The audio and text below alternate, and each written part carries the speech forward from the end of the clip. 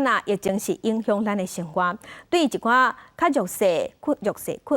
困境的少年家来讲，影响是搁较大。民间团体就发现讲，因服务的弱势青少年内底，4个内底就有1个有情绪的困扰，包括人际关系、社交、学习甲工课拢有受影响。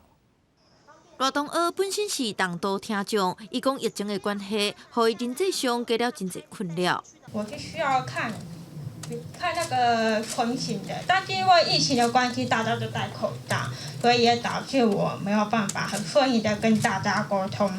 伫戴小明等团体协助下，伊总算换了新的助听器，改善听的状况。只是伫即个青少年的问题，伊嘛发现过去除了经济因素，即马嘛有亲人受到情绪困扰的人嘛变侪啊。像疫情关系，就互一寡高风险家庭的囡仔，因为外界关怀减少，有忧郁倾向的人就增加。伫10个月据点内，有据点就6成的青少年有这款问题。大概就每4个当中有1个事实上有情绪的困扰，到底是数位的冲击，还是说真的事实上是家庭没办法做协力，能不能有找到解方？戴小平表示，因发现有这种伫弱势处境的青年，有社交问题上侪，过来就是学习甲工课受影响，所以伊嘛推出青少年资源平台计划，有计用3档的时间，会邀集专家学者来探讨困扰，寻求解方。嘛，用外界募款，帮助即寡囡仔通向前行。